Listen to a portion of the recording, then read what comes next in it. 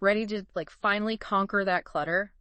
We're diving deep today into Declutter Fast by Mimi Tanner. Oh, yeah. And get this, she's not like a professional organizer or anything. No. She's a love advice columnist. I know, right? That's what really drew me to this book in the first place. It makes you think, though, right? Maybe our messy closets are like a metaphor for our messy love lives or something. Yeah, totally. But anyway, Mimi, she doesn't hold back at all when she talks about how clutter affects us emotionally. No, she does not. She calls it a thief. Mm-hmm.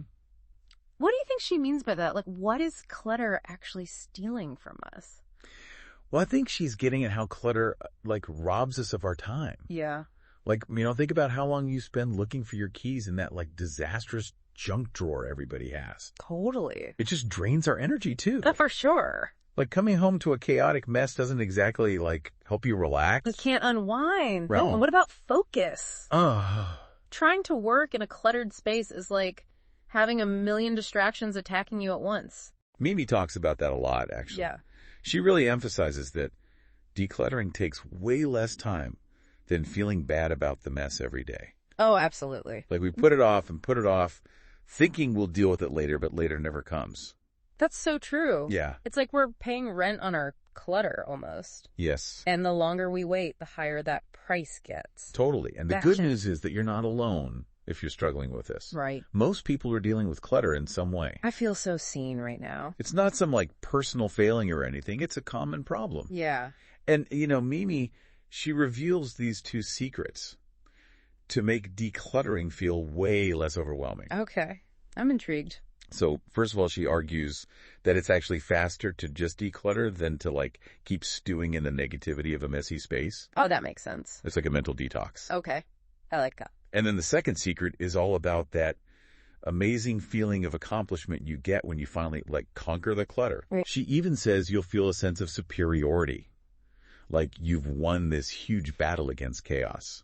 Oh, I can definitely see that. Yeah. There's definitely like a feeling of pride that comes with transforming a disaster zone into a serene oasis. For sure.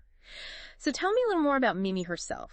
Okay. How does a love advice columnist become a decluttering guru? Well, it turns out she used to be a total pack rat herself. Oh, wow. Like, she tried every method out there, from minimalist mantras to, like, color-coded containers, and nothing really worked for her. Oh, really? Yeah, so after years of struggling, she finally developed her own, like, kind of extreme approach. So she's not just preaching from some, like, perfectly organized pedestal or something. No, not at all. She's been there. She gets it. Yeah. And that's what makes her advice so relatable. Absolutely. And her approach, it goes beyond just, like, surface level tidying, too. It does. She promises that decluttering will, like, have this ripple effect on your whole life. Oh, yeah. More peace of mind, obviously. Boosted energy. Yes. Even increased confidence. It's like decluttering unlocks all this potential you didn't even know you had. I love that. It's a powerful image. It is. And it's not just Mimi making these claims. Right. The book is full of testimonials from people who've experienced these transformations. Yeah, what really struck me about those stories was just how diverse they were. Oh, really?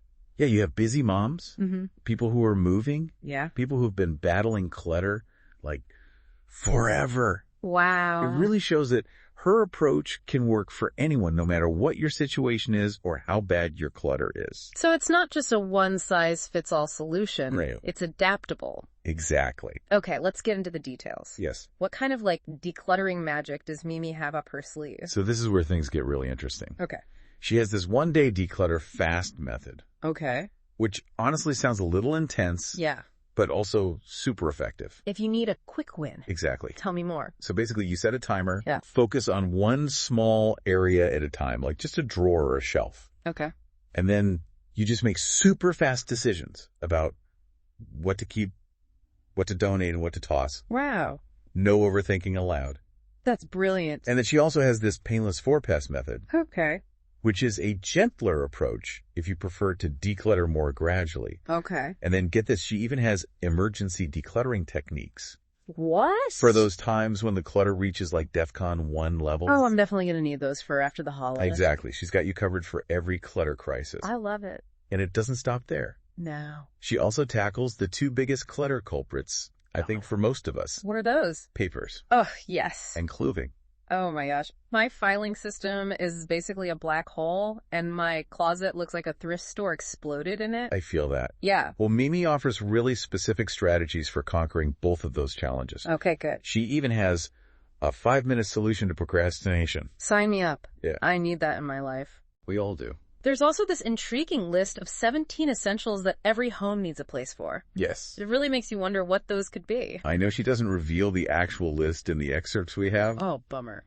But it definitely piques your curiosity. It really does. And I love how the whole book emphasizes taking action immediately. Yes. No waiting for the perfect moment or the perfect mood or anything. All about momentum. Exactly. Like seize the decluttering energy and just go with it. Now, Mimi also mentions this tough love truth about order versus clutter. Oh, yes. I'm intrigued, but also maybe a little scared. Me too. It sounds like she's about to drop some serious decluttering wisdom on us. Maybe even call us out on a few bad habits. Probably. Should we see what she has to say? Let's do it. Okay, so Mimi's tough love truth, it's basically that our level of clutter, it sends a message to the world. You know? Really? Like, whether we realize it or not, it's like people can read our messy shelves like a personality test. So it's not just about aesthetics or like personal preference or anything. Right. Our clutter is actually like broadcasting something about us. Yeah, that's exactly what she says. Wow. She even says clutter has a big mouth. A big mouth. It reveals stuff about us we might not even want to admit. Okay. That's kind of unsettling. Yeah. I'm suddenly very self-conscious about that stack of magazines I've been meaning to recycle. Think of it this way. Okay. If someone like walked into your home right now, what impression would they get? Ooh, that's a good point. Would they see you as like organized and in control? Yeah. Or would they see you as like scattered and overwhelmed? Okay. And it's not just about appearances either, right? No, definitely not.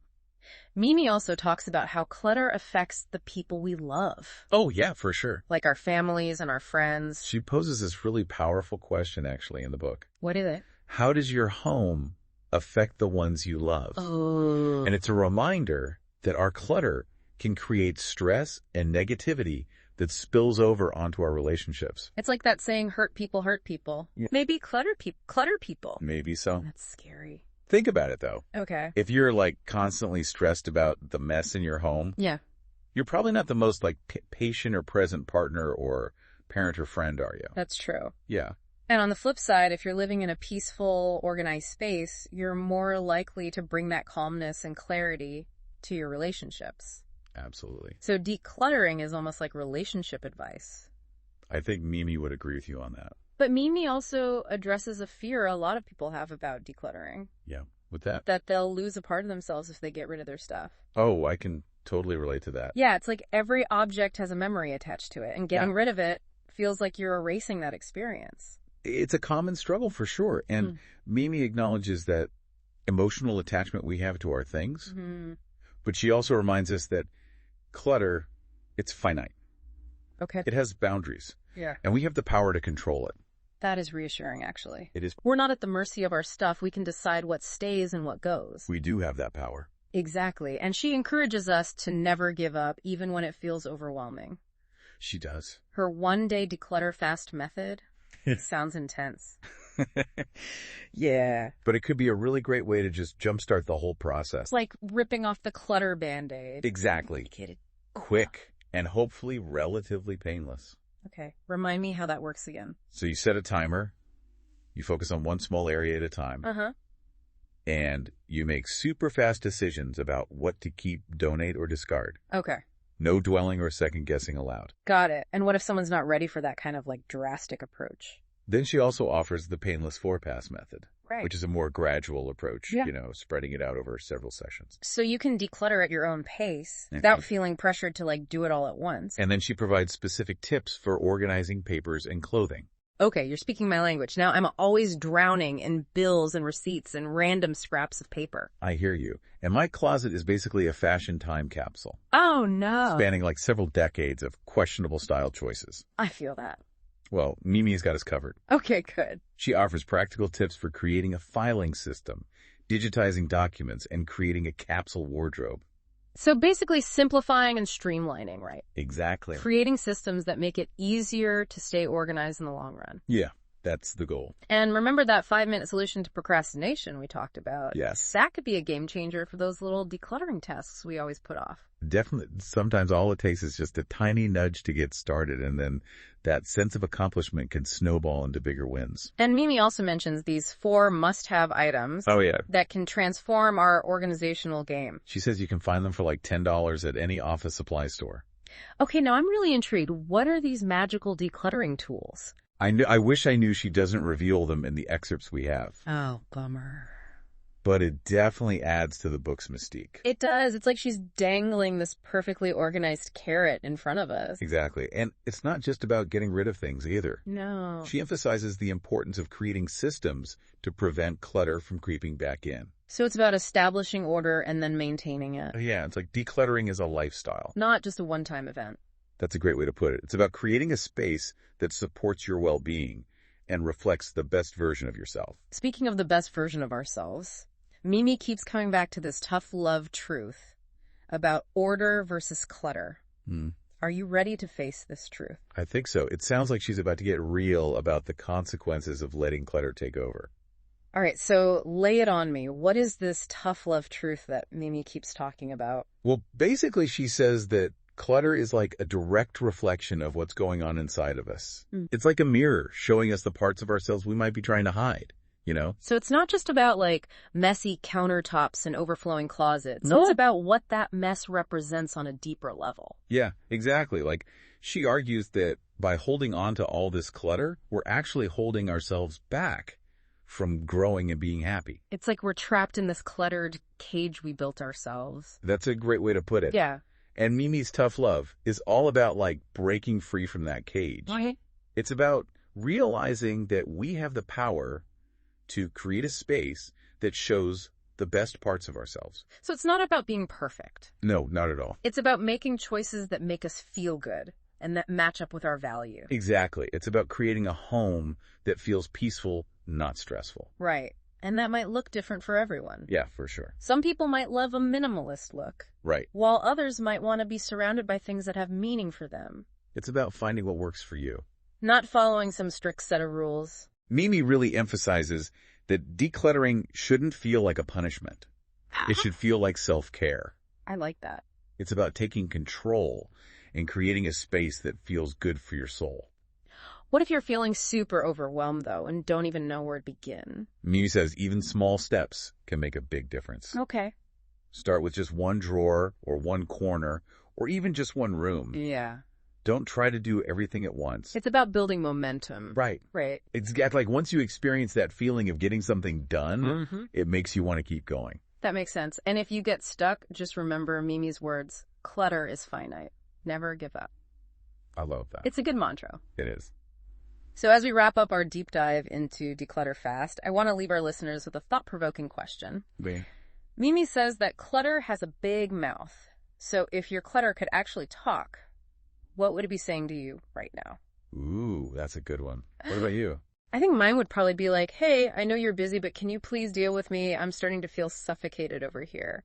Yeah, mine would probably say something like, I'm not clutter. I'm just well-loved memorabilia. But deep down, I know it's time to let some of it go. It's a good reminder that our clutter, it often represents things we're holding on to from the past. Yeah. Maybe even a fear of letting go of who we used to be. It's true. But by decluttering our space, we might actually be making room for new opportunities and new experiences. Like clearing out the old to make way for the new. Exactly. And who knows what amazing things might come into our lives then. So, to all our listeners out there, we hope this deep dive into Declutter Fast has given you some ideas and motivation to finally tackle that clutter. You have the power to create a space that brings you joy and peace of mind and a sense of freedom. And even if you don't use every single tip from the book, we hope it's made you more aware of how clutter affects your life. Absolutely. So take that first step and get ready to experience the power of decluttering. Until next time, happy decluttering everyone to rest.